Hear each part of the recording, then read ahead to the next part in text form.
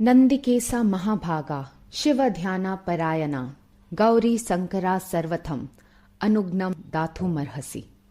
अर्थात, हे बैलों के स्वामी भगवान नंदी, जो शिव के ध्यान में सदैव लीन रहते हैं, कृपया मुझे भगवान शिव और माता पार्वती की एक साथ पूजा करने की अनुमति दें।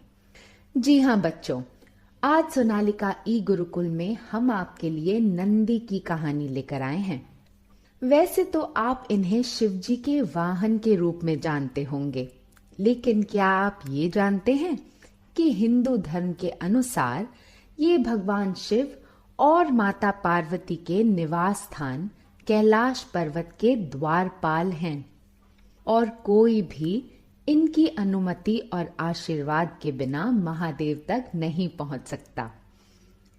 यही कारण है कि भगवान शिव के हर मंदिर में नंदी की मूर्ति हमेशा दिखाई देती है। नंदी, जिन्हें नंदीश्वर भी कहा जाता है, इनका चेहरा बैल का है और ये शिवजी के वाहन कैसे बने, इसके बारे में कई कहानियां हैं। इन्हीं में से एक कहानी आज हम आपके लिए लेकर आए हैं। एक बार शिलाद नाम के एक ऋषि थे जो ब्रह्मचर्य व्रत का पालन करते थे, लेकिन उन्हें डर था कि उनके साथ ही उनका वंश भी खत्म हो जाएगा। अतः उन्होंने संतान प्राप्ति के लिए कठोर तपस्या शुरू कर दी। उनकी भक्ति से प्रसन्न होकर भगवान शिव उनके सामने प्रकट हुए और ऋषि शिलाद से अपना इच्छित वर मांगने को कहा। ऋषि शिलाद ने एक ऐसे पुत्र की इच्छा व्यक्त की जिस पर सदैव भगवान शिव की कृपा बनी रहे। भगवान शिव ने उन्हें आशीर्वाद दिया और अगले ही दिन जब ऋषि शिलाद खेतों से गुजर रहे थे तो उन्हें एक नवजात शिशु मिला। ये बच्चा बहुत ही अनोखा था। इसका शरीर तो इंसान का था, लेकिन सर बैल का था। ऋषि शिलाद मंत्रमुग्ध होकर बच्चे को अभी देख ही रहे थे, तभी उन्हें एक आकाशवाणी सुनाई दी जो उनसे उस शिशु की अच्छी देखभाल का निर्देश दे रही थी।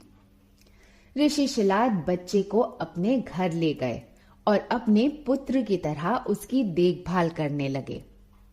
उन्होंने उसका नाम नंदी रखा, जिसका अर्थ है आनंद, खुशी और संतुष्टि। नंदी बहुत बुद्धिमान बालक था। छोटी उम्र से ही वह भगवान शिव के प्रति समर्पित था और उनकी भक्ति किया करता था। एक बार दो सन्यासी ऋषि शिलाद के घर आए। ऋषि शिलाद और नंदी के आतिथ्य से प्रसन्न होकर उन्होंने ऋषि शिलाद को दीर्घ आयु का आशीर्वाद दिया, लेकिन नंदी को आधा अधूरा आशीर्वाद देकर जाने लगे। इस बात से चिंतित ऋषि शिलाद उनके पीछे बाहर तक आए और उनसे विनती की कि कृपया मुझे बताएं कि नंदी को आशीर्वाद देते समय आप इतने उदासीन क्यों हो गए। उन सन्यासियों को ऋषि शिलाद पर दया आ गई और उन्होंने बताया कि वे नंदी को लंबे और समृद्ध जीवन का आशीर्वाद नहीं दे सकते, क्योंकि उसके भाग्य के अनुसार वह बहुत लंबा जीवन जी ही नहीं सकता। ऋषि शिलाद ये जानकर बहुत दुखी हो गए। जब वे घर पहुंचे तो नंदी ने अपने पिता से उनकी उदासी का कारण पूछा। ऋषि शिलाद ने नंदी की प्रतिक्रिया से चिंतित होकर बहुत सावधानी पूर्वक उन्हें सारी बात बताई, परंतु ऋषि को बहुत आश्चर्य हुआ जब नंदी उनकी बात सुनकर हंसने लगे और कहा कि जब उनका जन्म ही भगवान शिव की कृपा से हुआ है तो वे स्वयं ही उनकी रक्षा करेंगे। इसके बाद नंदी भगवान शिव के ध्यान में लीन हो गए। उनकी तपस्या इतनी शक्तिशाली थी कि बहुत ही कम समय में भगवान शिव प्रसन्न हो गए। वे नंदी के सामने प्रकट हुए और उनसे कुछ मांगने को कहा। भगवान शिव को स्वयं अपनी आंखों के सामने देखकर नंदी को लगा कि उसके पास प्रभु से मांगने के लिए कुछ और बचा ही नहीं था। उसी समय नंदी के मन में एक विचार आया और उन्होंने भगवान शिव से पूछा कि क्या वे जीवन भर भगवान के साथ रह सकते हैं। शिव जी मुस्कुराए और तथास्तु की मुद्रा में अपना हाथ उठाकर उन्होंने नंदी को वरदान दिया कि वे सदैव उनके साथ उनका प्रिय वाहन बनकर तीनों लोकों की यात्रा करेंगे। तभी से भगवान शिव के साथ साथ नंदी की भी पूजा की जाती है। शिव जी के इसी वरदान से नंदी मृत्यु से मुक्त और अमर हो गए। भगवान शिव ने नंदी को ये भी वरदान दिया कि जहां नंदी निवास करेंगे वहीं उनका भी निवास होगा।